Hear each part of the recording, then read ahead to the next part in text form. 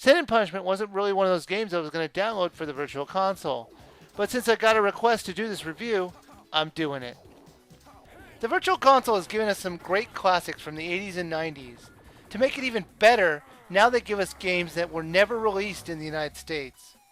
The game is a rail shooter, as you're just constantly moving forward. You can move from side to side, but that's about it.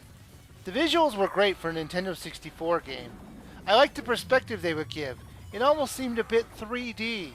There are a lot of people and monsters to fight and kill, some who are trying to kill you, and some who are just unlucky enough to exist in the area where you are standing. The story is way too complicated to get into, but it's actually really good.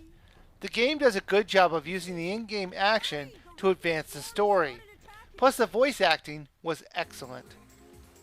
Unfortunately, the one complaint I have with the game might be the deal breaker in me recommending it. That would be the controls. I tried the game with the GameCube controller, but I had more success controlling it with the classic controller. The game was never meant to be controlled with anything but the N64 controller, and it shows.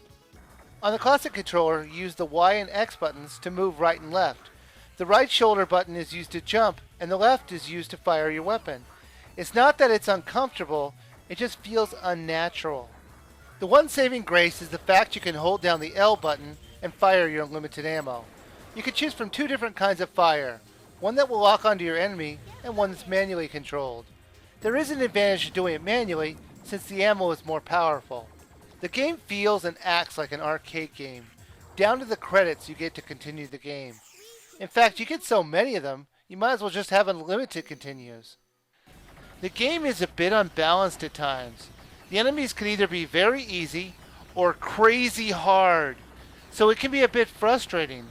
The publishers really should remake this game for the Wii. The game style of run and gun action is perfect for the Wii's controls. The game caused quite a dilemma when I was deciding whether or not to recommend the game. The game is 1,200 Wii points, and that makes it the most expensive game the Virtual Console offers. The game is fun though, and at the end of the day, that's the most important thing. Plus, if the game gets a lot of downloads, we might get more unreleased Japan-only Virtual Console games. But you should enjoy it, so download it now.